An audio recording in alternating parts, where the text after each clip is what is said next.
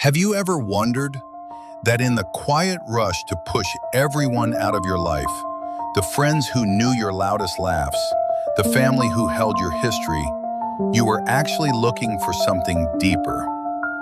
You told yourself it was for the peace.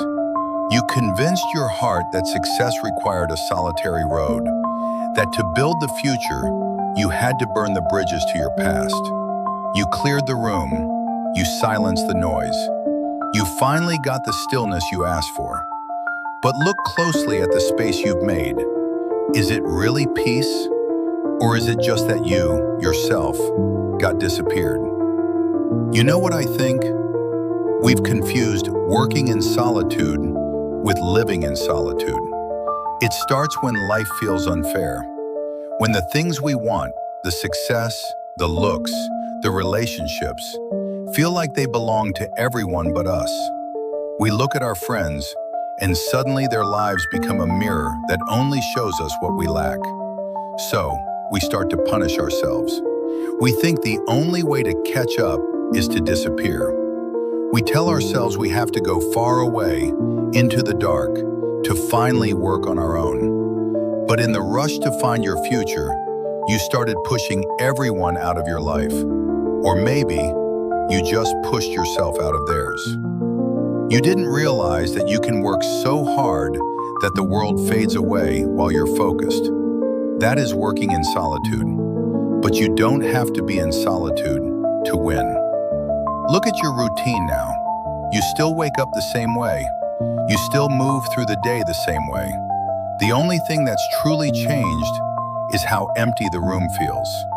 And now, because the surrounding is silent, the loneliness starts to leak in. And once again, you find yourself spending all that success energy just trying to fill the quiet. I think there are two types of people in this world. The first are those who truly know what they're doing. Their hearts stay neutral. They love being around their friends, their family, the warmth of the people who matter.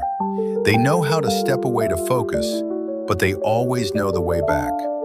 For them, solitude is just a room they visit. It's not the house they live in. Then, there's the rest of us, the confused ones.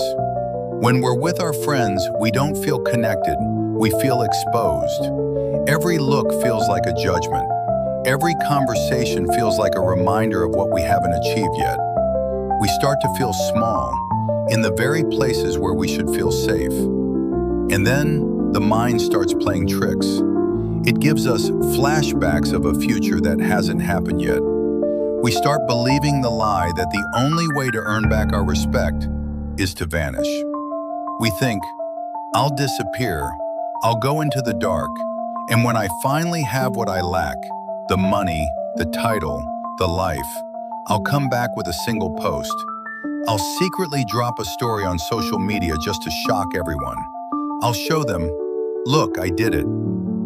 We aren't working for success, we're working for the shock on someone else's face. We've turned our lives into a movie trailer, but we're the only ones sitting in the theater. If you're watching this, and any part of it felt a little too personal, I want you to stop. Just for a second. Look into that quiet room you've built around yourself and ask, why? And for whom am I really doing this? If you can answer that, if the reason comes from a place of growth or a need to truly heal, then you're on the right path. Keep going.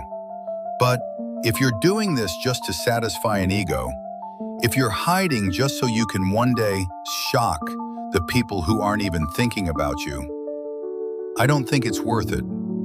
Because remember what happens in the silence. When there's no one left to call your name, you start to forget the sound of it. In the process of removing the distractions, you might have accidentally removed the only person who was supposed to enjoy the success. Don't win the world only to realize you aren't there to claim the prize. It's okay to come back. It's okay to be seen.